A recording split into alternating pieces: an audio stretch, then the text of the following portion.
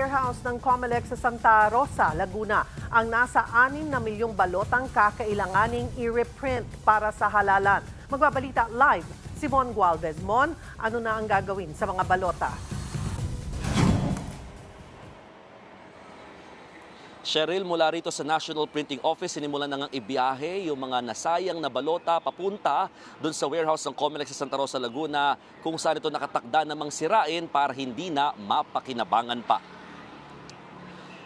Imbis na shredding, paper melting o tutunawin ng mga balota gamit ang substance, ito ang gagawin ng Comelec para hindi na magamit o mapakinabangan ang mga nasayang na balota base na rin sa utos ng National Archives of the Philippines. Pati nga mga pinagtabasa ng balota kasama rin sa sisirain.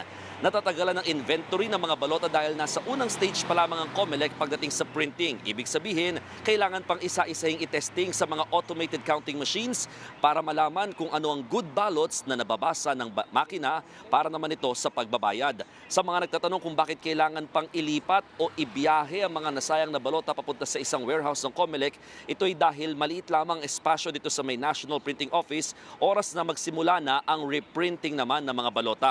Sinimulan na rin ngayong umaga ang reconfiguration sa 4 na makina ng National Printing Office na sabay nang gagamitin para mahabol yung mga nasayang na balota. Ongoing, Cheryl, yung ginagawa naman ngayong pagsasaayos sa election management system at saka yung sa pagbabago ng ballot faces ng mga balotang gagamitin para nga sa reprinting ng mga ito. Kaya naman nakatakda daw simulan o mag-umpisa ulit yung reprinting ng mga balota sa kalagitnaan ng susunod na linggo. Cheryl. Maraming salamat, Mon Gualvez.